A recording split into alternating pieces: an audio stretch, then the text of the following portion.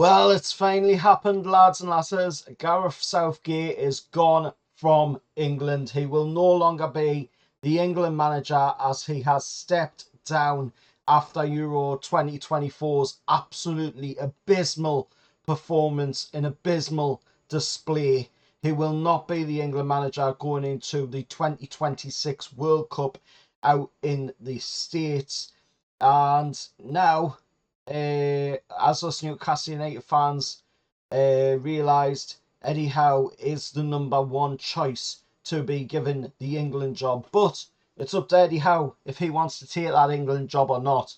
Now, Eddie's already said in previous interviews when he's been asked about the job, he has said, at Newcastle, of course, he has said that he wasn't interested in the job and that it isn't for him now, as he is more interested in the day-to-day running of a football club, more fitting with the club football for Eddie Howe, as he likes the day-to-day running of a team, the day-to-day handling of players. But when he was at Bournemouth, he did say it would be the dream job to join and be appointed England manager when he was at Bournemouth. But in Newcastle, he has said that he loves the day-to-day runnings of a club football side of things. But it remains to be seen whether or not he will take the job if offered to him by the FA. He is the number one choice by the bookies to be given the job. Now, obviously, Southgate has done a pretty decent run of things in the 8 years in charge of England.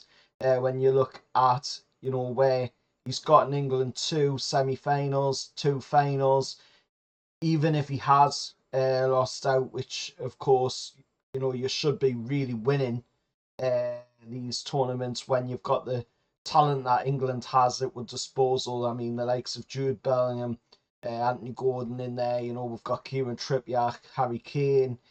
We've got a plethora of talent. And Southgate, still hasn't been able to come away from a tournament with a win for England, and bringing back a trophy home to our proud nation. And the, founders of football, the nation's game, the game that has, been spread across the world far and wide, in a game that every single person out there, can relate to and adapt to. But Southgate, unfortunately, in his 8 years as England manager, hasn't been able to bring that trophy home for it. And now he has stepped down. It's the right choice. I've got to say it is the right choice, because you could see, during that Euros, that he just did not know what he was doing. He just didn't have a clue. He didn't have a plan B at all, or any other plans, to be honest. It was sort of similar to, when we're seeing Roy Hodgson managing England, where he just really didn't know what he was doing, why he was in the job to begin with. But he stepped down anyway. Eddie Howe is the person that is, of course, being ruled as the number one choice to go in. But there is other options out there, that are available coaches, because Eddie Howe is not available. No matter how many people out there try to say Eddie Howe is available. Of course, Mark Goldbridge has come out himself and said, Eddie's available. Eddie's not available.